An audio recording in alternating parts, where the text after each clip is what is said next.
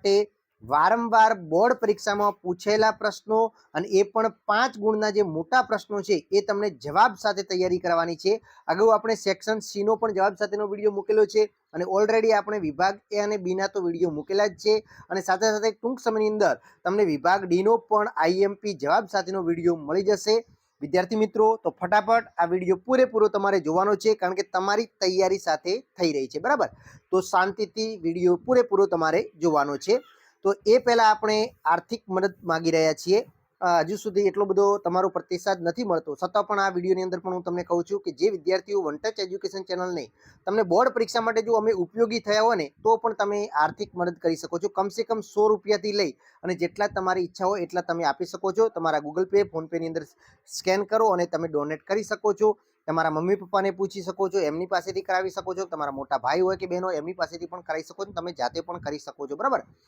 એટલો બધો પ્રતિસાદ નથી મળતો, છતાં પણ હું તમને કહું છું, જે વિદ્યાર્થીઓ ખરેખર મદદ કરવા માગે છે એ કરી શકે છે. આપણે કંઈક નવું આયોજન કરવા જઈ રહ્યા છીએ. હવે શરૂઆત કરીએ છીએ ચેપ્ટર 1 થી. જે ચેપ્ટર બીજો છે એની અંદર તમારે પૂછવાના છે. તો એની અંદર પહેલો પ્રશ્ન છે કે ભારત બહુધર્મી દેશ છે, આ વિધાન સમજાવો. માર્ચ 2019ની અંદર પૂછેલો પ્રશ્ન છે અને આના સિવાય પણ 2022ની અંદર પણ આ પ્રશ્ન પૂછેલો છે. તો ખરેખર આ પ્રશ્ન અગત્યનો છે કે ભારત બહુધર્મી દેશ છે, આ વિધાન સમજાવો, બરાબર? અને ટૂંકા પ્રશ્નો આની અંદરથી પણ નીકળતા હોય છે, એટલે તમારે ધ્યાનથી આ વિડીયો જોવાનો છે. તો આપણે બધા જ જાણીએ છીએ કે ભારત બહુધર્મી દેશ શા માટે છે. તો બહુધર્મી એટલે કે ઘણા બધા ધર્મો ભારત દેશની અંદર ધર્મના લોકો વસવાટ કરે છે, એ અર્થમાં અહીંયા કહેવામાં આવ્યું છે. તો અહીંયા તમે પહેલું જ જોઈ શકો છો કે 2011ની વસ્તી ગણતરી પ્રમાણે જોઈએ ને તો ભારતમાં હિન્દુઓ 79.80% છે, મુસ્લિમો 14.23% છે, ખ્રિસ્તીઓ 2.30% છે, શીખો 1.72% છે, બૌદ્ધ ધર્મ 0.70% છે, 0.70% છે. એના પછીના જૈનો વાત કરીએ તો 0.37% છે. અન્ય ધર્મોની વાત કરીએ તો 0.88% જેટલા લોકો વસવાટ કરે છે. આમ અન્ય ધર્મીઓમાં પારસીઓ અને યહૂદીઓનો સમાવેશ થાય છે. એટલે કે ભારતમાં વિશ્વના મોટા ભાગના બધા જ મુખ્ય ધર્મના લોકો વસવાટ કરે છે. આ બધા જ ધર્મીઓ પરંપરાગત રીતે એકબીજામાં ભળી અને વિશ્વના વ્યવહારોની સાથે એકબીજા સાથે ભળી ગઈ છે અને એ રીતે અલગ અલગ ધર્મ મંદિરોમાં જાય છે, મસ્જિદમાં છે, ચર્ચ છે, ગુરુદ્વાર છે, બધા જ ધર્મસ્થાનો પણ આવેલા છે. આમ ભારતમાં ધાર્મિક વિશ્વાસની સહિષ્ણુતા અને વિવિધતાની સ્વીકૃતિ ઉદાહરણ રૂપે જોવા મળે છે. બહુધર્મી ભારતમાં બધી જ જાતિના લોકો પોતાની ધાર્મિક શ્રદ્ધાને માનવામાં સુરક્ષિત રાખવા સ્વતંત્ર છે.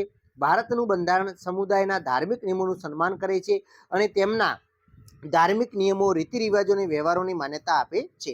એટલે કે ભારતના બંધારણની કલમ કઈ છે તો 25(1) મુજબ દરેક વ્યક્તિને પોતાનો ધર્મ સ્વતંત્રતાપૂર્વક સ્વીકારવાનું, વ્યવહારમાં લાવવા તેમજ તેનો પ્રચાર અને પ્રસાર કરવાનો અધિકાર છે.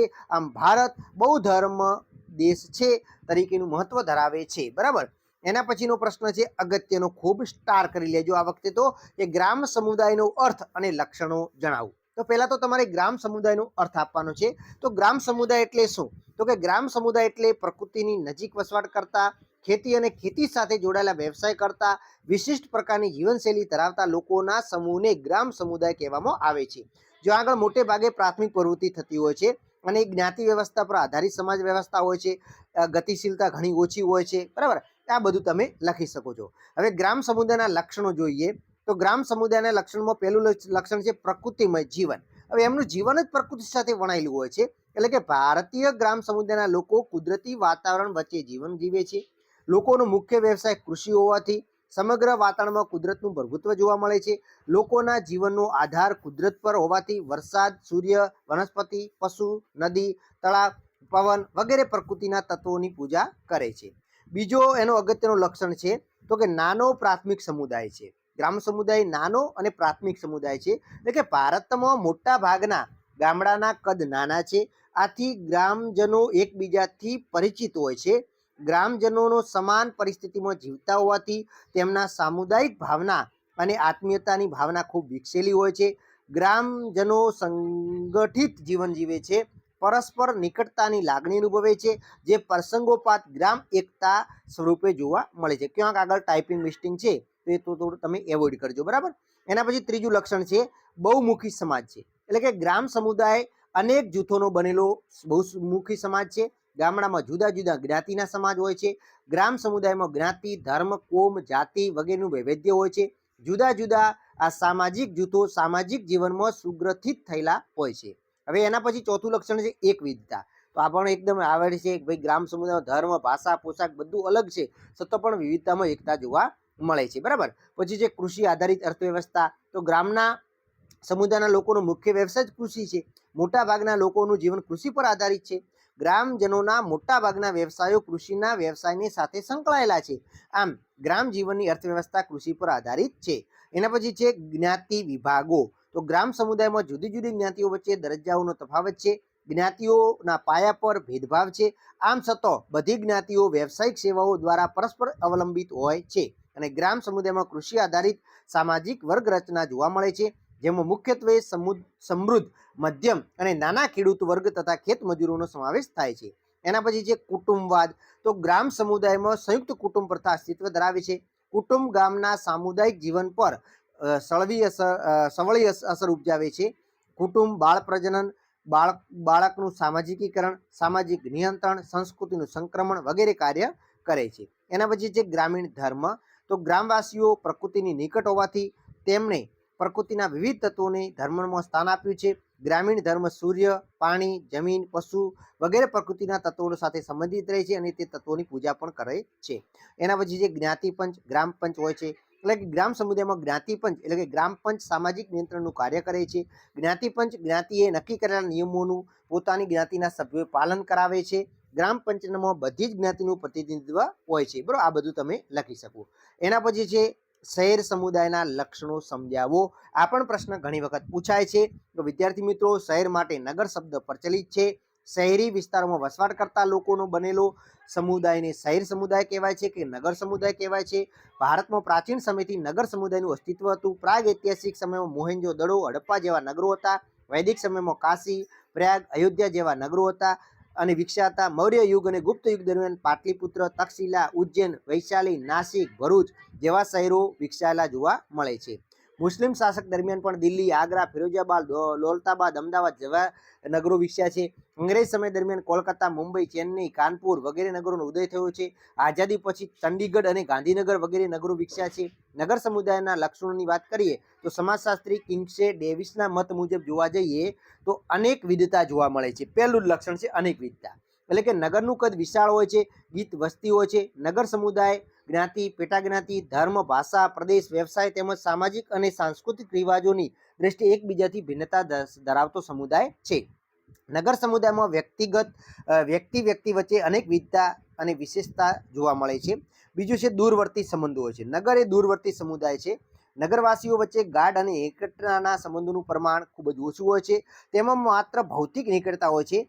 તે એમની વચ્ચેના સંબંધો ખપ પૂરતા અને ચોક્કસ સંદર્ભમાં હોય છે.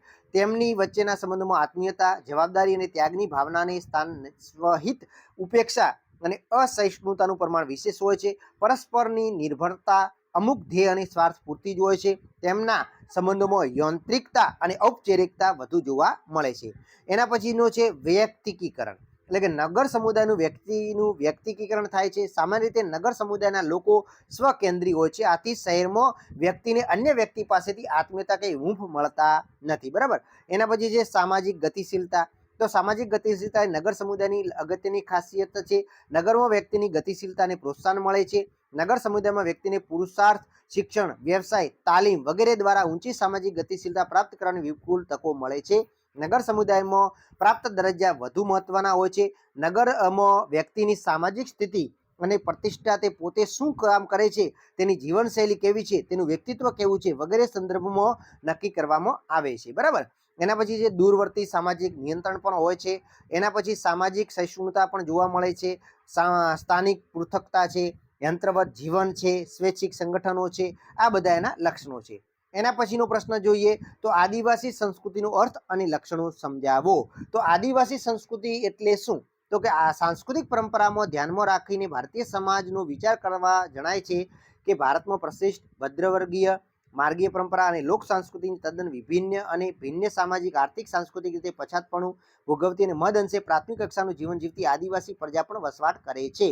તો આદિવાસી સંસ્કૃતિ કેટલીક બાબતોમાં લોક સંસ્કૃતિના તત્વો ધરાવે છે, પરંતુ પ્રશિષ્ટ સંસ્કૃતિની સાથે ભાગ્ય સંબંધ ધરાવે છે. હવે આપણે જોવા જઈએ તો લક્ષણો જોઈએ. આદિવાસી સંસ્કૃતિના મુખ્ય 4 લક્ષણો છે. એક તો કદમાં નાની છે, વિવિધતા છે, વિશિષ્ટતા છે અને સ્વાવલંબન જોવા મળે છે. તો આ 4 લક્ષણો ટૂંકા પ્રશ્નોમાં પણ પૂછાય છે. એના પછી જોઈએ તો એની લાક્ષણિકતાઓ કઈ છે તમે તૈયાર કરી શકો છો. એના પછી છે લોક સંસ્કૃતિ અથવા દેશી પરંપરાની સમજૂતી આપો. સ્ટાર કરી લેજો વિદ્યાર્થી મિત્રો, લોક સંસ્કૃતિ અથવા દેશી પરંપરાની સમજૂતી આપો. તો આ પણ પ્રશ્ન તમે સહેલાઈથી મૌલિકતાથી પણ લખી શકો છો. જો 1-2 વખત રીડિંગ કરેલું હશે ને તો પણ તમને ઇઝીલી આવડી જશે, બરાબર. એના પછી અલગ અલગ ધર્મનું જે પૂછાય છે એ ખાસ વિદ્યાર્થી મિત્રો તમે તૈયાર કરી નાખજો. ખ્રિસ્તી સમુદાયની સમજૂતી પણ પૂછી શકે છે. પછી ભારતીય સંસ્કૃતિનો અર્થ અને વ્યાખ્યા સ્પષ્ટ કરો, બરાબર. એના પછી તમે જોવા જો તો આદિવાસી સમુદાયની વિસ્તૃત સમજ આપવાની છે વિદ્યાર્થી મિત્રો.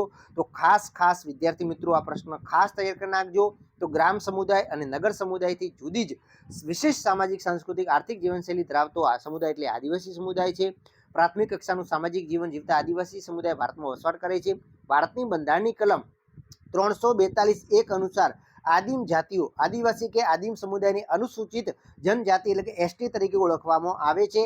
આના અલગ અલગ લક્ષણો જોઈએ તો નિશ્ચિત ભૌગોલિક સ્થાન ધરાવે છે, પછી વિશિષ્ટ નામ ધરાવે છે, સમાન ભાષા કે બોલી ધરાવે છે, બરાબર. પછી સમુદાયના સભ્યો વચ્ચે પરસ્પરાવલંબન જોવા મળે છે. ધાર્મિક આચરણમાં સમુદાયની રીતો મહત્વની છે. યુવા ગૃહો છે, સામાજિક નિયંત્રણ છે, આ બધાના લક્ષણો છે. એના પછી જે ભારતીય સંસ્કૃતિનું પ્રશિષ્ટ માર્ગીય સ્વરૂપ સમજાવવું. તો કે ભારતીય સંસ્કૃતિને 3 વિભાગોમાં વહેંચવામાં આવી છે: પ્રશિષ્ટ ભદ્રવર્ગીય માર્ગીય પરંપરા, લોક સંસ્કૃતિ દેશી પરંપરા અને આદિવાસી સંસ્કૃતિ, બરાબર. હવે એની અંદર જોવા જઈએ તો ખાસ આપણે પ્રશિષ્ટ માર્ગીય સ્વરૂપ છે એને જોવાનું છે. તો એની અંદર પહેલું તો ધર્મશાસ્ત્ર સંબંધિત વિગતો છે, જેની અંદર નીતિશાસ્ત્ર છે, આચાર સંબંધી વિગતો છે, અવકાશ વિજ્ઞાન જ્યોતિષશાસ્ત્રનો પણ સમાવેશ થાય છે, દર્શનશાસ્ત્ર છે, તત્વજ્ઞાન સંબંધી છે, ગણિત સંગીત શાસ્ત્ર છે, નાટ્યશાસ્ત્ર છે, બરાબર.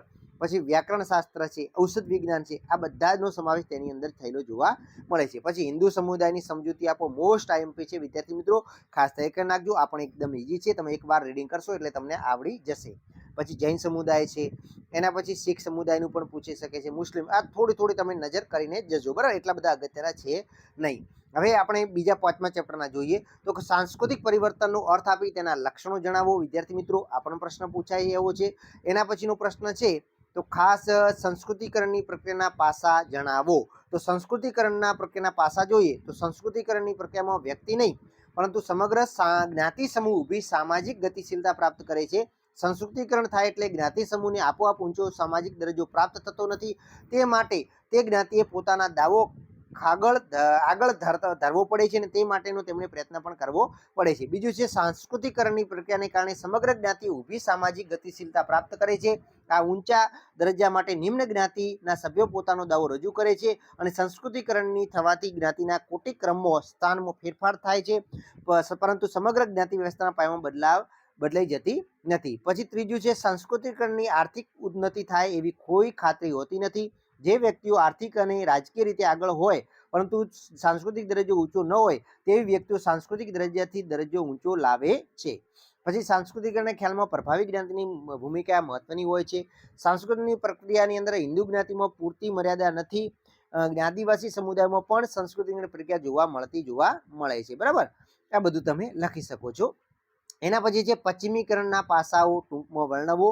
તો પશ્ચિમીકરણના પાસાઓ કયા કયા છે? એક તો છે કૃષિ ક્ષેત્રે કાયદા ઘડાયા, આધુનિક ન્યાય વ્યવસ્થાની સ્થાપના થઈ, પછી શિક્ષણ વ્યવસ્થાની સ્થાપના થઈ, છાપખાનાની શરૂઆત થઈ, નવી વિચારસરણીનો ઉદ્ભવ થયો, આધુનિકતાની વિકાસ થયો, બરાબર. આ બધા પછી લોકશાહીનો વિકાસ આ લખી શકાય. પછી વૈશ્વિકીકરણના લક્ષણો જણાવો. તો વૈશ્વિકીકરણ એ જટિલ એક પ્રક્રિયા છે, બહુવિધ પાસા ધરાવતી પ્રક્રિયા છે, નવીન શોધ અને પ્રસુરણ સૂચવતી પ્રક્રિયા છે, નાગરિક અધિકાર અને માનવતાની ચેતનાની જગાવતી પ્રક્રિયા છે, વૈશ્વિક સંસ્કૃતિ છે, બરાબર. સંસ્કૃતિનું સમન્વયીકરણ છે, વિનિમયનું સાધનનું ચલણ છે, બજારનું પ્રભુત્વ છે, નવા સામાજિક આંદોલનો થયા છે, પછી ઉદારીકરણના ગેરલાભો છે. આ પણ એકદમ ઈઝી પ્રશ્નો છે એટલે આપણે અહીંયા વાંચવાનો સમય લાગતા નથી, તમને ફટાફટ આપી દઈએ છીએ. સંસ્કૃતિકરણની વ્યાખ્યા સમજાવું. આ પણ 2018માં પૂછેલો છે.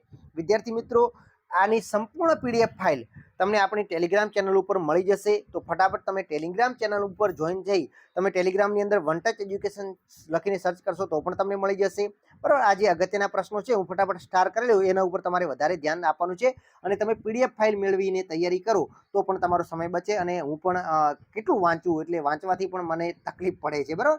આઈ હોપ કે તમે સમજી જશો. તો આ એક પ્રશ્ન ખાસ સ્ટાર કરી નાખજો કે સંચારના માધ્યમોથી શિક્ષણ ક્ષેત્રે આવેલા પરિવર્તનોની સમજૂતી આપો. સ્ટાર પ્રશ્ન છે વિદ્યાર્થી મિત્રો, આ તૈયાર કરી જ દેવાનો છે પીડીએફ મેળવીને.